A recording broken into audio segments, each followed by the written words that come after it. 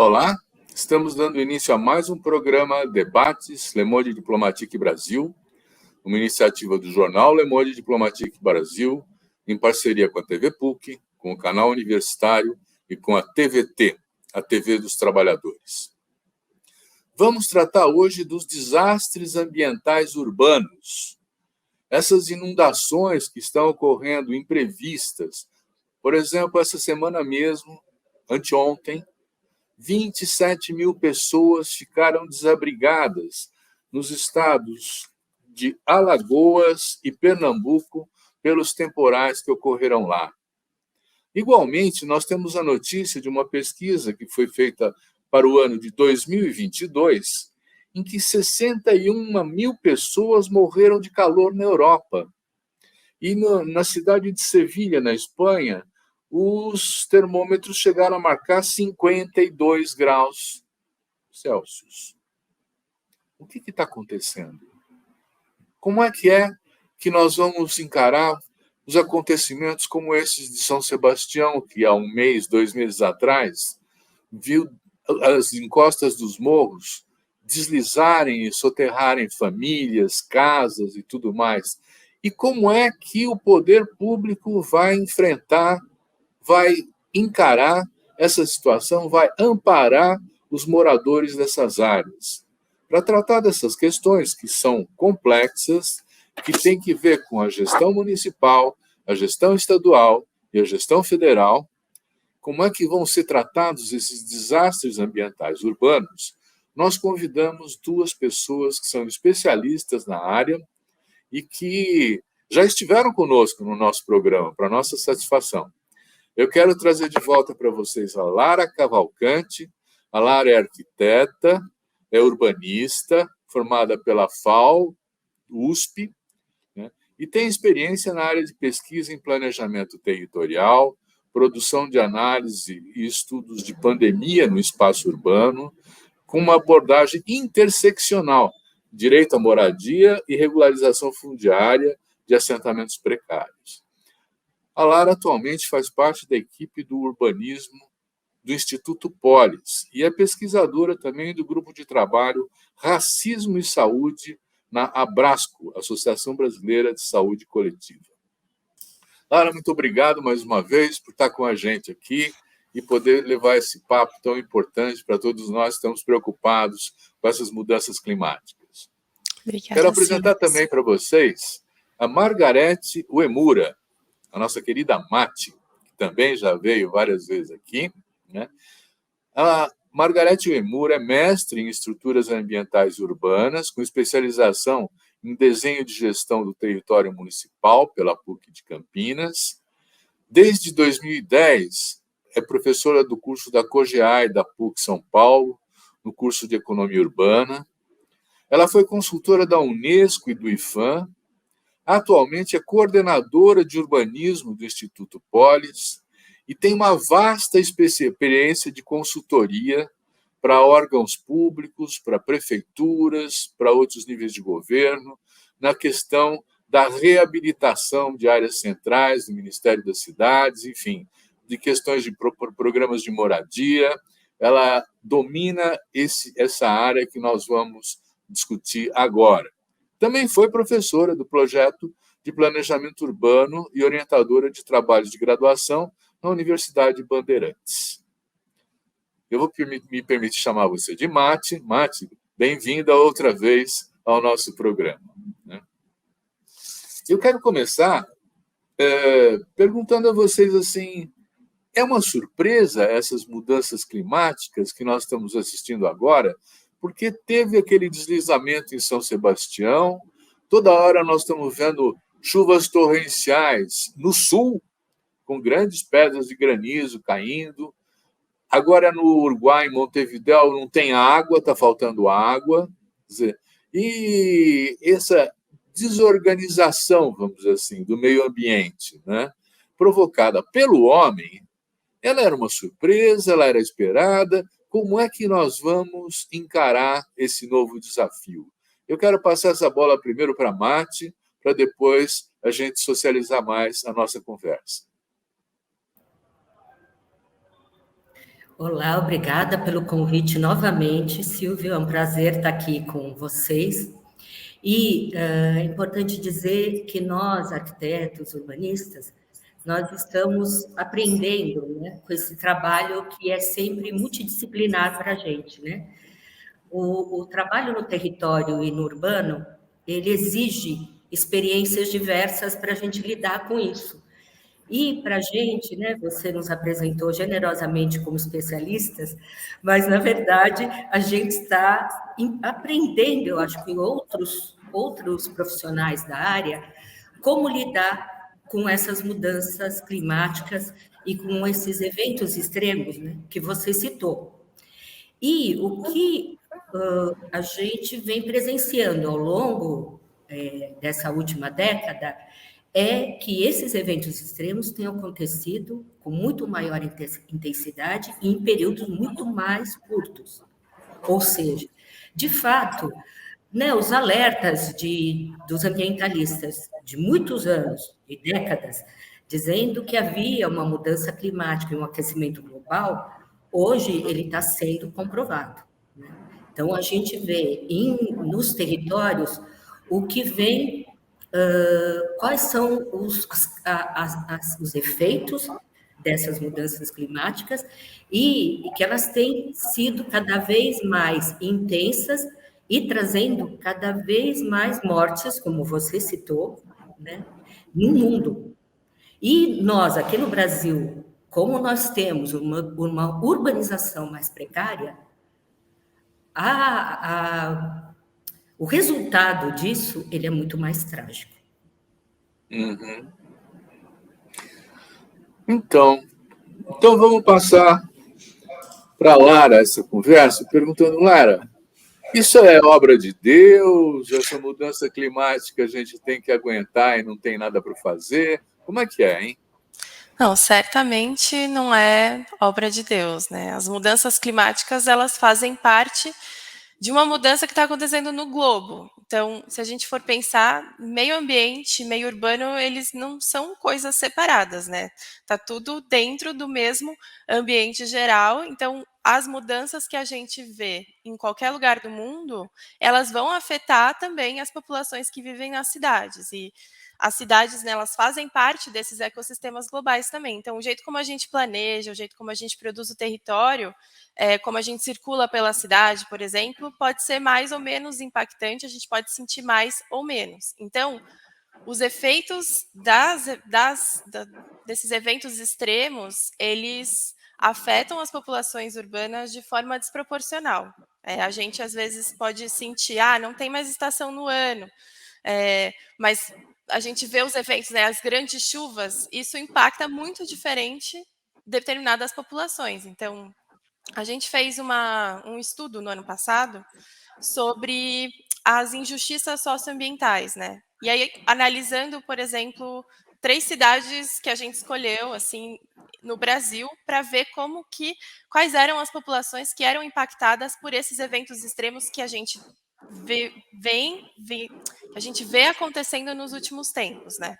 Então, se a gente olhar, para São Paulo, as populações mais afetadas, elas são, em sua maioria, famílias que têm menor renda, são, em sua maioria, pessoas negras e são famílias chefiadas por mulheres. Então, é um conjunto de características que acaba traduzindo, né, quem é que é mais impactado, quem que é mais afetado por essas eventualidades climáticas que não são obra de Deus, né, são um efeito concreto de como a gente ocupa, como que a gente vive no ambiente urbano.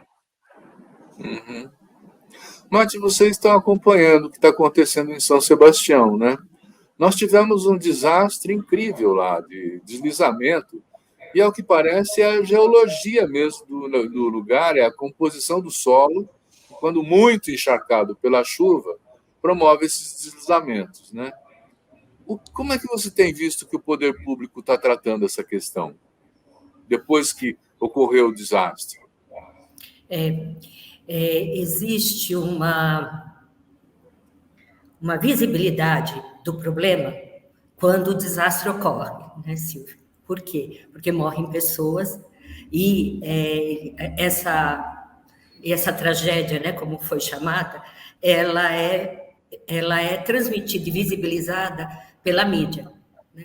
Então, naquele momento, em fevereiro, quando ocorreu o deslizamento, que, como você disse, foi um deslizamento de solo, né, e atingiu várias famílias em pontos diferentes, né, do litoral norte, em alguns lugares com maior intensidade e outros com menor intensidade, isso saiu na mídia, teve uma ação de solidariedade muito grande, os órgãos públicos apareceram para se manifestar e para dizer que estariam dando apoio e etc. E durante um período, que eu achei muito curto, inclusive, isso foi movimentado e teve algumas ações pontuais.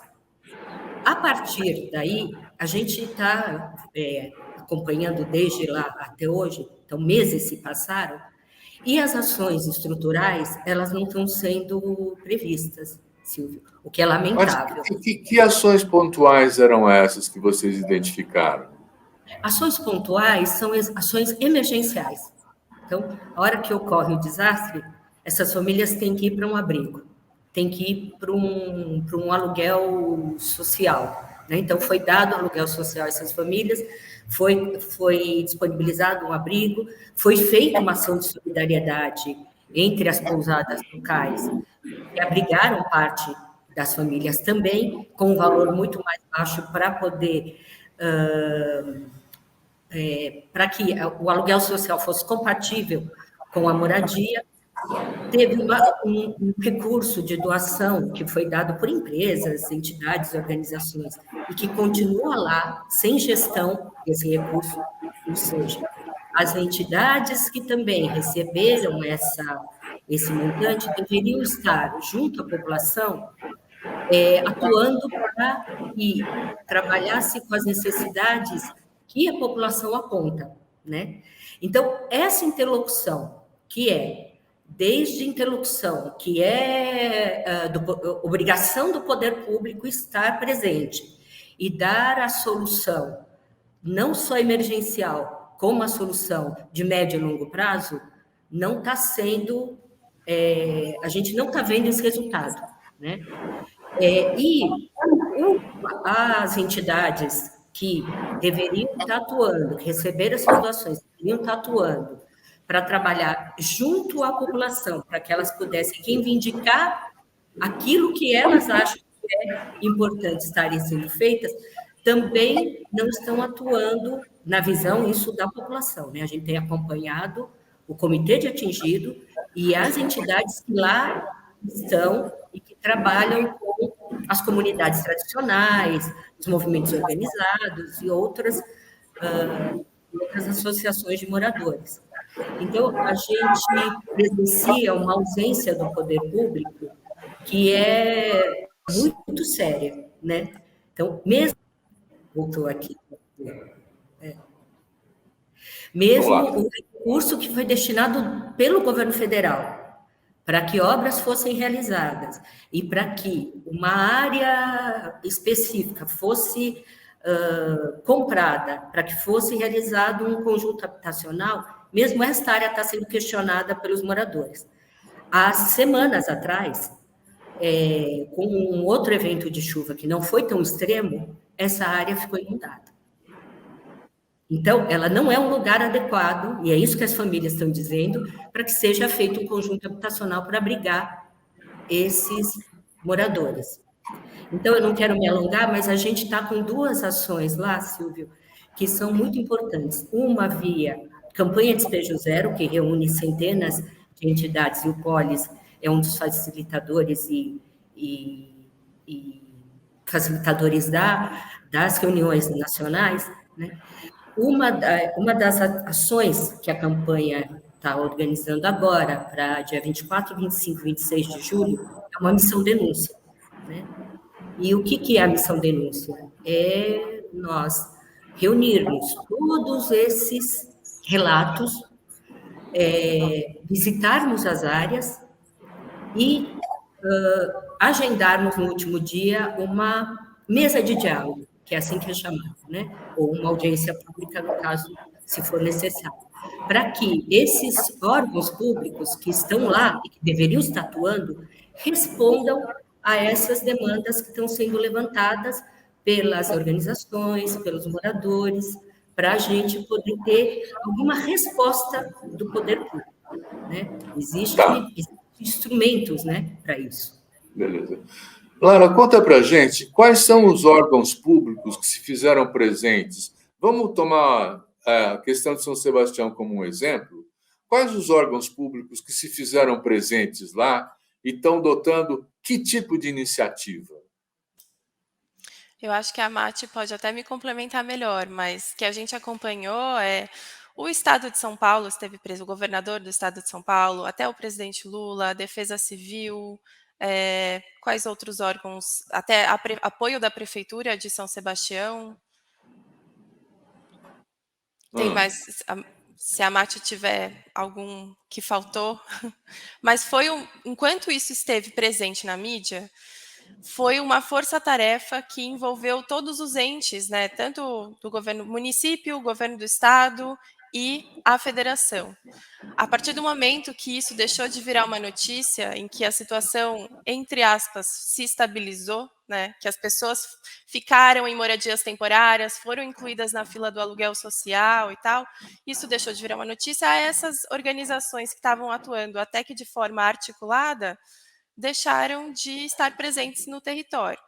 E isso é um efeito da falta de uma gestão de risco que é presente e contínua. Então, a gestão de risco ela tem que ser baseada em processos. Então, primeiro você precisa ter um conhecimento pleno da área, então fazer um mapeamento de riscos adequado, porque é um evento extremo que aconteceu numa ocupação que estava numa área que tinha maior suscetibilidade de movimento de massa, que é um processo físico, mas existem ações de mitigação para você evitar que as pessoas percam a vida, ou então percam suas casas, saibam a hora exata de sair e se deslocar a um abrigo. Então, você precisa ter um conhecimento pleno do território, você precisa ter uma articulação, uma comunicação constante com os entes que são responsáveis, então, Defesa Civil, Prefeitura, para saber o que tem que fazer na hora de um evento extremo, como que você tem que atender. Então, quais são, né, no mapeamento, identificar quais são as intervenções, o que precisa ser feito para reduzir os riscos ou prevenir o risco. E quando ele acontece, como que você tem que qualificar esse atendimento? Porque você precisa prever um orçamento, por exemplo, para garantir que o município tenha capacidade de dar um atendimento para a população na medida que isso acontece. E o que a gente observa é que muitos municípios não estão preparados, não estão planejados para lidar com esse tipo de situação, que foi o que a gente viu em São Sebastião, mas não só, né? A gente consegue ver exemplos em vários outros municípios do Brasil, Petrópolis, por exemplo. Mati, o que é estar preparado como município para enfrentar isso aí? O que eles precisam organizar, propor? Que iniciativas são essas? Eu acho, Silvio, que a gente tem que aprender a fazer de outra maneira, né? Então, os municípios, né, a gente sabe da limitação dos municípios, da grande parte dos municípios brasileiros, né? Então, a gente tem um número gigante de municípios, 5.570 municípios, e que nem todos têm a capacidade institucional de ter uma estrutura que possa enfrentar esses desastres, né? Então, a gente tem estruturado as defesas civis estaduais, né? A gente tem órgãos federais, muitos órgãos federais, a gente tem CEMADEM, INPE, produzindo informações, né? E mesmo a gente tem um sistema, né, nacional de proteção e defesa civil. Agora, o que acontece? O problema acontece na escala local, né, Silvio? E na microescala.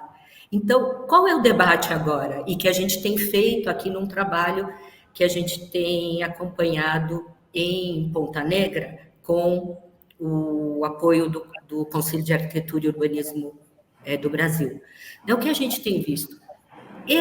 Essa leitura, né, como a Lara disse, tem um processo, né? E uma parte do processo é esse conhecimento do território, que é muito importante para poder enfrentar ou prevenir ou enfrentar após o risco, né? E esse conhecimento ele não está abarcado por esses grandes estudos que são estudos federais. Por quê? Esses mapeamentos eles têm uma escala que não chega nessa micro, nesse local. Né? E a prefeitura, por outro lado, que está lá, né, Silvio? É por isso que a gente tem que aprender a fazer de outro jeito. A prefeitura que está lá, ela usa esse mapeamento, que é esse mapeamento da grande escala. E, portanto, que olha uma região e sai, às vezes, retirando todo mundo. Diz, olha, todo mundo aqui está numa área de risco e tem que ser removido. Como não tem uma solução definitiva, essa família fica mais desabrigada do que se ela permanecesse nesse local com alternativas que fossem analisadas junto com a comunidade, que é um pouco essa discussão que a gente tem trabalhado lá em Ponta Negra. Eu entendo que, por exemplo, a falta de programas de habitação popular é que faz com que as pessoas mais pobres vão se instalando nos morros, vão formando suas favelas, suas comunidades e assumindo esse risco, né? Mas parece que houve uma reunião, inclusive, lá na Vila Saí, um dos lugares mais atingidos, né, durante esses temporais que causaram desastre em São Sebastião, que os moradores, tipo classe média, que usufruem das suas casas para veraneio, não concordaram em ter um conjunto habitacional ao lado das suas casas. É isso mesmo? É isso mesmo, Silvio, um absurdo, né? Então, o que aconteceu? Essa população hoje de classe, né, média, alta, que está lá ocupando esse território, eles chegaram depois, né, desses moradores que lá estavam inicialmente. Eles é que moravam nessas áreas próximas ao litoral e eles foram sendo empurrados para essa área próxima aos morros que são mais suscetíveis aos desastres, né? E foi isso mesmo. E essa população se manifestou contra a produção de habitação próxima a essas áreas. E aí tem uma questão mesmo, né? Nosso planejamento urbano não funciona, né? Então, ou seja, os instrumentos urbanos, planos diretores, lei de uso e ocupação do solo, né? Elas, em tese, deveriam regrar esses espaços, né? Para que essa produção de moradia para a população de menor renda, próximo às áreas que têm infraestrutura e que não têm risco, que não são áreas de risco, elas deveriam estar garantidas, né? E elas não estão. Então, o que acontece, de novo, é que, se comprovar que essa área que está sendo destinada à produção de moradia com recursos federais é uma área que é alagável, você está, de novo, reproduzindo o problema, que é uma das grandes questões. E aí voltamos a falar daquilo que eu estava mencionando sobre uma nova forma de olhar esses territórios, que famílias estão voltando, né, mesmo na Vila Saí, famílias estão voltando para o lugar delas, onde elas acham que tem alguma segurança para lá permanecer, porque, claro, elas foram deslocadas para lugares que demoram muito tempo para chegar nos seus empregos.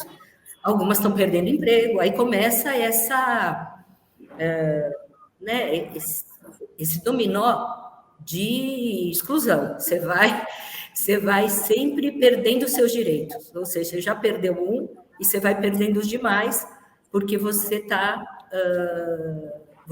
não consegue permanecer na mesma região onde você morava anteriormente. Olha, eu não estou muito satisfeito com o resultado do que está acontecendo de atuação do poder público lá naquela região de São Sebastião. Acho que ninguém está, né?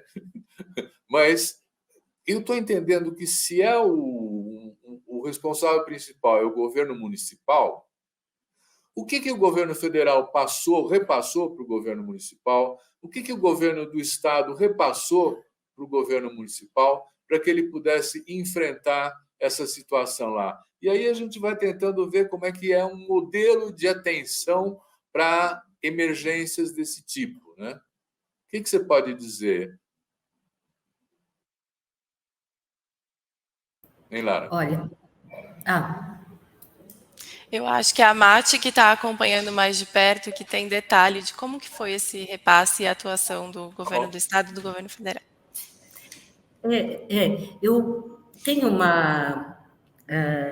tem atribuições, né, que são atribuições, como você mesmo disse, Silvio, atribuições locais, né? Então, essa questão de uso do solo, regramento, permitir ou não, ceder ou não à pressão das pessoas que nem moram lá e que não permitiram, que isso é muito grave, né? Elas nem moram lá e não permitiram ou questionaram a destinação do terreno. Isso era uma obrigação da prefeitura atuar e dizer, olha, esse é o espaço que vai ser destinado. A produção de moradia é uma atribuição do Estado também, ou seja, o governador foi lá para dizer que ele produziria unidades habitacionais no local. E hoje ele nem atende a população para uma conversa, para uma discussão. Ele só apareceu lá, como lembrou, né, a Lara, esses eventos fazem com que as autoridades apareçam, mas que não dão soluções definitivas. Então, ele foi para lá, prometeu as unidades e não mais retornou. Então, existe uma lista que foi produzida pelo Ministério Público, pela Defensoria, que exige não só a colocação de infraestrutura, que também o Estado poderia apoiar, né, e a produção de moradia definitiva, né, além de tantas outras demandas que estão sendo, outras exigências que estão sendo colocadas aí pelos órgãos. E o governo federal, ele repassa recurso, né, como em ações emergenciais e em ações que poderiam ser estruturadas daqui para frente, né? Então, essas medidas estruturantes e não estruturantes, né, que a gente está falando, desde obras até outras ações, elas deveriam ter sido planejadas e daí sim você consegue buscar recurso, né, Silvio? Então, se o poder público municipal tivesse um mínimo de gestão, que é isso, acho que é o mínimo, ele não está fazendo esta coordenação para poder pedir. Então, você faz uma coordenação e pede recurso, moradia para o governo do estado, recurso para o governo federal. Esta coordenação não está sendo feita pelo órgão público que é o gestor, vamos dizer, mais próximo a essa população. Uhum. Vamos agora sair do Zoom. Quer dizer, nós estávamos discutindo São Sebastião, mas nós temos Alagoas, que está inundada, nós temos Recife, que está inundado e tal, né? E é preciso prever que essas coisas devem até se tornar mais complicadas, porque está se anunciando um El Niño, aquele fenômeno atmosférico, mais forte, inclusive, do que os anos passados. O que a prefeitura precisa se preparar para atender essas emergências? O que o governo do estado precisa se preparar para atender essas emergências? Quem que quer falar sobre isso? Eu posso falar de como o ente municipal pode se preparar. Tá bom. Então, eu acho que principal, assim, é você, de fato, fazer um planejamento de gestão de risco, uma gestão integrada de risco. Então, fazer realmente, utilizar os instrumentos, né? Fazer o mapa de suscetibilidade para você entender quais são as áreas que estão mais sujeitas à inundação ou a movimento de massa. Depois disso, construir a carta de aptidão à urbanização, para você entender quais são as áreas mais aptas à urbanização e quais as áreas que deveriam ser mantidas para proteção ambiental, por exemplo. E aí, por último, construir esse mapeamento do risco, que leve em conta a ocupação. Então, o risco ele não é só relacionado à suscetibilidade da massa ou inundação, ele tem a ver com as pessoas que estão morando no território. Então, se tem prevalência de pessoas idosas, pessoas com deficiência, dependentes químicos, isso tem que ser levado em conta para a prefeitura contabilizar e saber quais são as áreas que têm que ser constantemente monitoradas.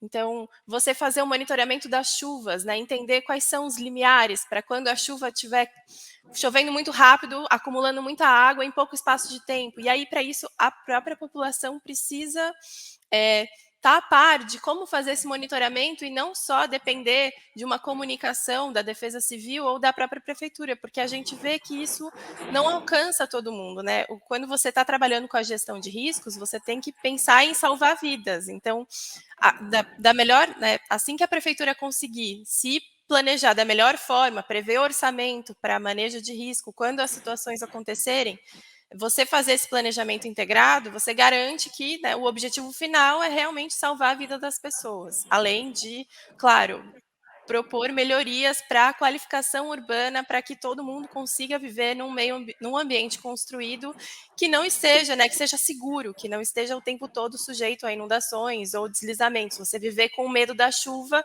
constante, isso não é adequado para nenhuma população. Então, né, isso seria os passos para a prefeitura começar a se preparar e se prevenir para esse tipo de eventos. Mara, ainda com você, quer dizer, tem que aumentar o corpo de bombeiros, tem que criar uma dinâmica diferente da Defesa Civil. O que é que a prefeitura tem que preparar para estar em condições de encarar desafios dessa ordem? Eu diria, Silvio, que são estratégias de comunicação. Como que você comunica o risco? Porque não adianta só você receber um SMS da Defesa Civil dizendo que a chuva vai ser intensa no dia seguinte, ou, sabe, tem que ser uma comunicação mais objetiva. Então, dentro desse mapeamento das áreas que são mais frágeis, né, que você tem um risco mais alto, tem que ter uma estratégia pactuada junto com os moradores de como se comunicar para você saber o momento de você sair de casa e correr para o abrigo. Então, pode ser grupo do WhatsApp, pode ser sirene, que é bastante efetiva, principalmente, né, quando a gente vê nos locais que estão próximos a barreiras. Então, outro tipo de desastre, outro tipo de tragédia. Então, eu diria que o principal ponto talvez não seja aumentar o contingente de bombeiros ou da Defesa Civil, é você focar nas estratégias de comunicação.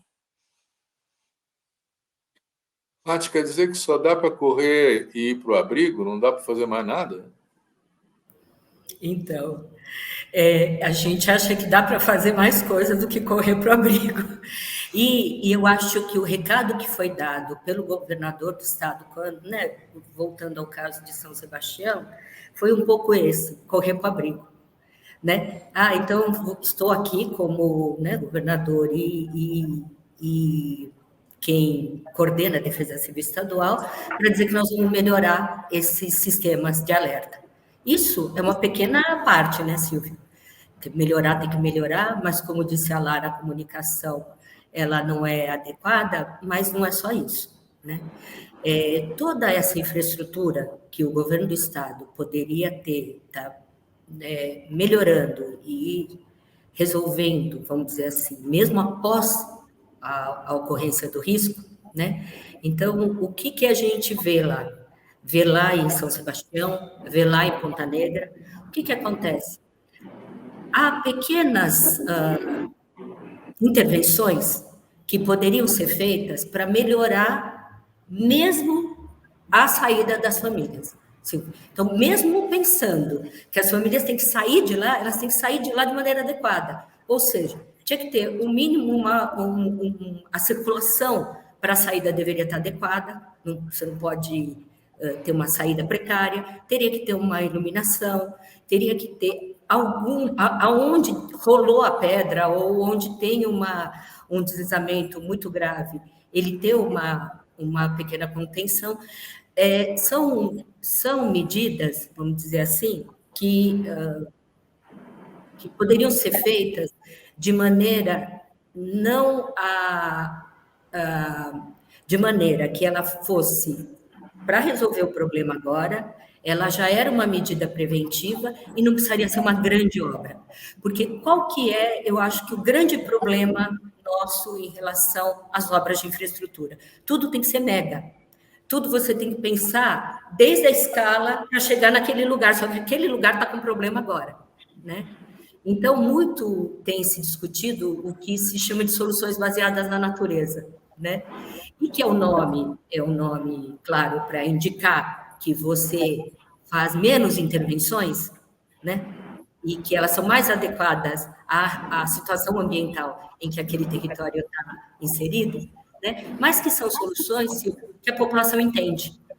Então, a hora que, sei lá, coloca uma placa solar e consegue iluminar aquela parte daquele sistema viário, ele já era uma alternativa de solução. Fazer um taludamento que colocasse lá uma vegetação ou fizesse uma pequena horta, também seria.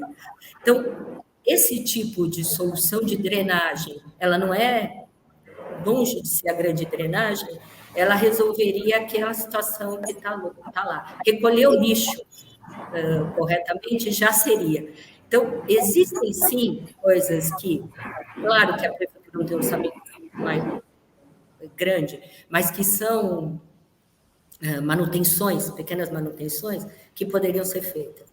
E aí, claro, o governo do Estado poderia também atuar destinando recursos para essas pequenas obras. E agora eu estou lembrando de uma coisa, pensando nas escalas, né, de intervenção nas escalas federativas e nessas atribuições. Lá em Ponta Negra, a gente está atuando com o CEMADEM em educação, né?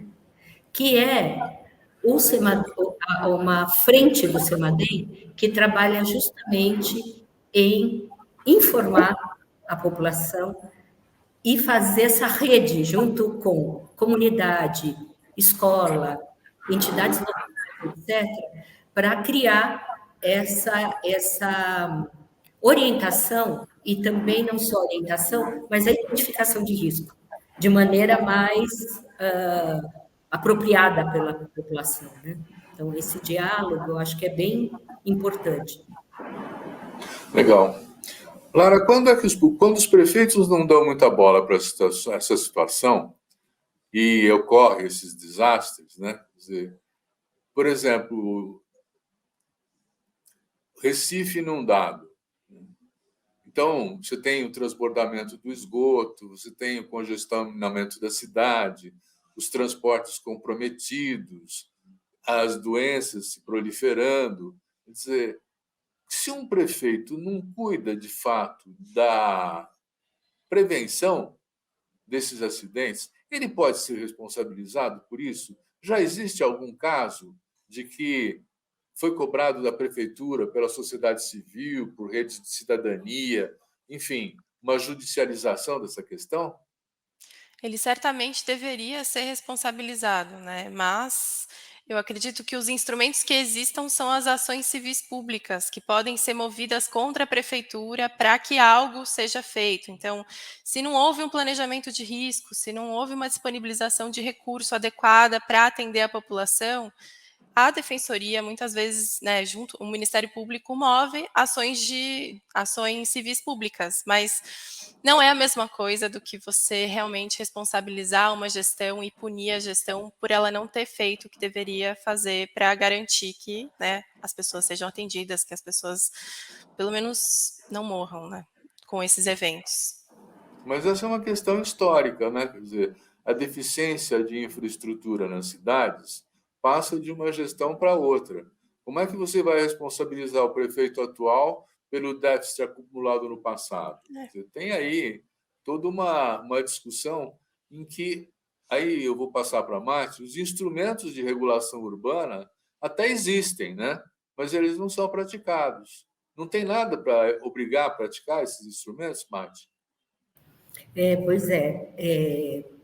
Existe, né? Na verdade, o prefeito deveria ser responsabilizado por não utilizar os instrumentos ou por não atender ao que está sendo, o que está regulado em lei, né? Mas o que a gente tem presenciado, e por isso é muito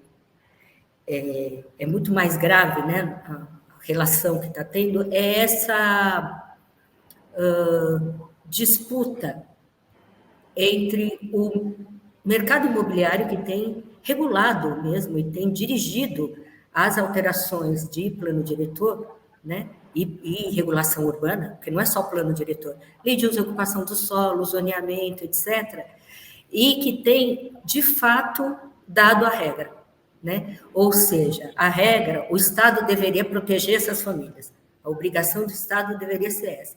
Só que o que está acontecendo é que, na disputa pela terra, a gente está perdendo longe, está perdendo muito longe. E aí, os governos que têm algum compromisso, né, eles estão... A gente tem dois problemas, né, em relação às leis.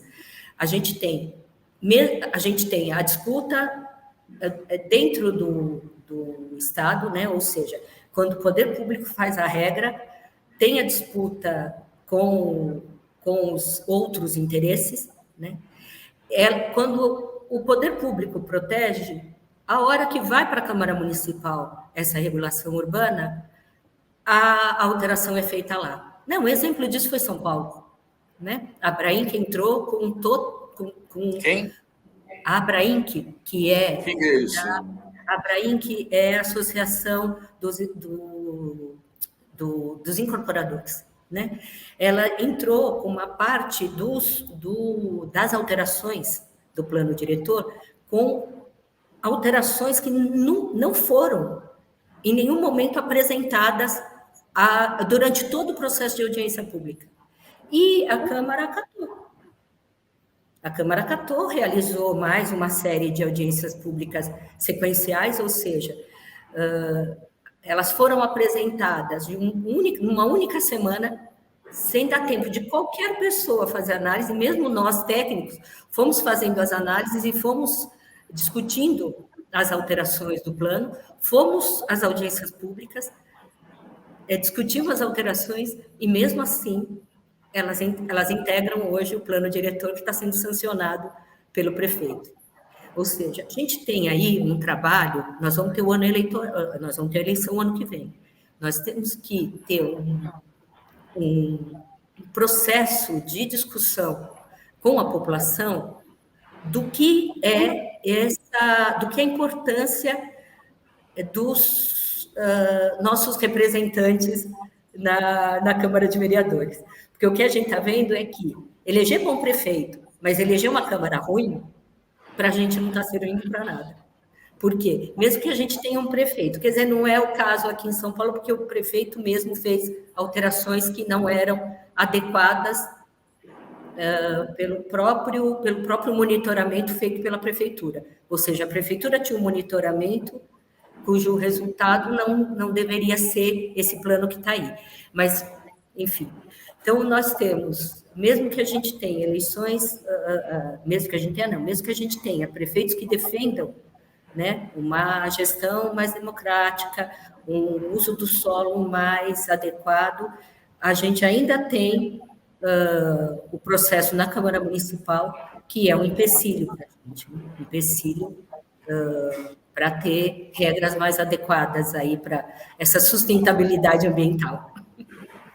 A gente sempre esbarra na política, né? Chega um momento assim que bate na Câmara dos Vereadores, bate na Assembleia Legislativa, na Câmara Federal dos Deputados, e aí você tem as bancadas dos lobbies. O problema é que nós não temos um programa partidário capaz de dar conta dessas questões, né?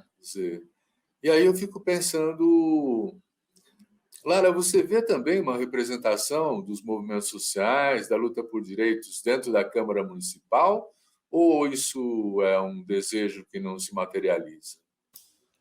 Eu vejo que tem vereadores na Câmara Municipal que têm uma vontade grande de abarcar as demandas dos movimentos sociais, mas a nossa Câmara ela é muito complicada nesse sentido, né? A gente tem uma quantidade de vereadores, inclusive às vezes de partidos que seriam progressistas e que acabam acatando essas demandas do mercado imobiliário e vão contra as demandas dos movimentos sociais, principalmente os movimentos de moradia. Então, são poucos os vereadores que a gente pode contar para levar à frente as pautas dos movimentos sociais. Tá bom. Paty, o que a gente pode pensar nisso aí? Quer dizer, você é do Instituto Polis, o Instituto Polis pensa uma cidade solidária, cooperativa, sustentável, né? E, frente a uma situação dessa assim, o que você pensa que pode ser uma ação da sociedade civil? Do Instituto Polis, por exemplo. O Instituto Polis fez uma campanha, né? Inclusive no Vote Cidades Justas, né? Pensando em ter um número maior de representantes dessas que seriam vereadores que poderiam representar a essas populações indígenas, populações negras, populações quilombolas, né? Então, a campanha que foi realizada pelo Polis foi justamente para que a gente pudesse ampliar essa bancada, né?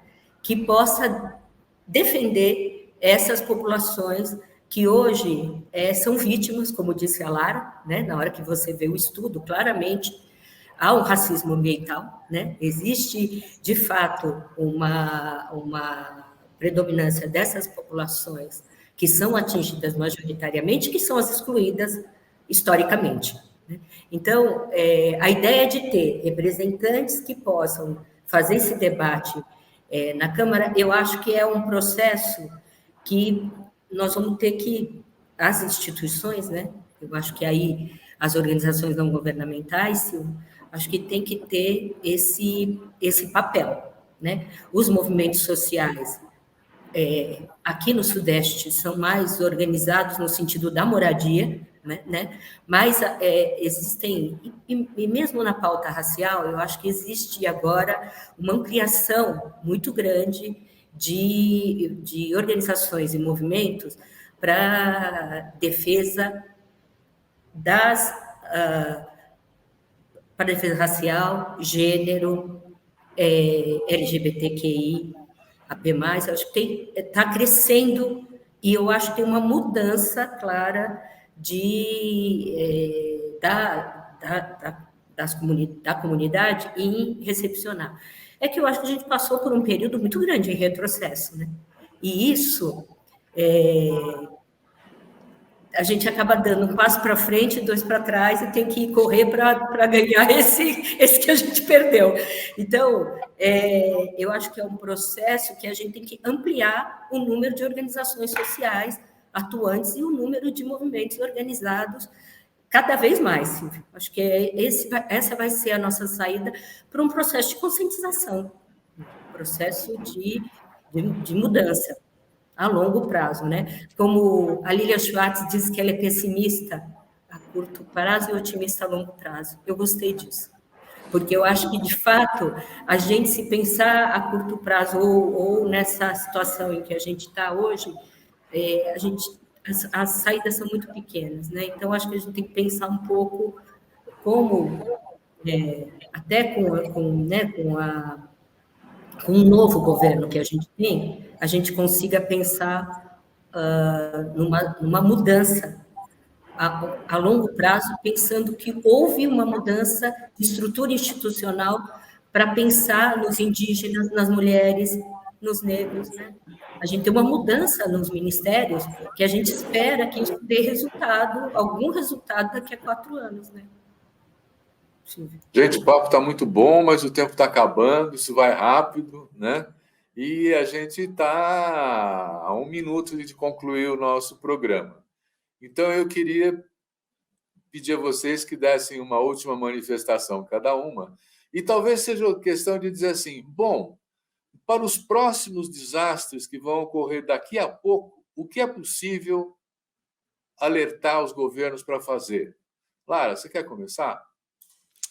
Eu diria que os governos precisam olhar para quais são as populações mais vulneráveis, para que as medidas sejam planejadas e as pessoas consigam passar pelos eventos, porque eles são inevitáveis, né, com vida, e que consigam se recuperar a curto prazo. Márcia. Olha, eu fiquei pensando aqui que o Ministério das Cidades criou a Secretaria Nacional de Periferias e dentro dela criou um departamento de mitigação e prevenção de riscos, né? Eu fiquei pensando agora que uma boa medida seria que essa secretaria, que tem especialistas de ponta lá, que eles conseguissem direcionar e dar diretrizes para esses locais, dando apoio. Então, o Estado sempre está numa situação confortável, Silvio, para tudo, para tudo. Claro que tem que ser cobrado, né? Eu estou falando do governo federal numa esperança de que essa estrutura nova possa dar respostas às questões que Lara colocou, né? Mas eu acho que há isso e há uma cobrança que tem que ser feita ao governo do Estado, que fica muito acomodado no ponto em que ele está. Tá. Olha, é uma sugestão, viu? Nós podemos trazer esse pessoal dessa secretaria para levar um papo com a gente aqui também e esclarecer os nossos telespectadores sobre essa história toda. Bom, eu quero agradecer muito a Lara Cavalcante e a Margarete Uemura, as duas do Instituto Polis, por esse esclarecedor papo para enfrentar esses desastres que virão, inclusive, né? E agradecer também a você que nos assiste, dizendo, semana que vem tem mais. Obrigado.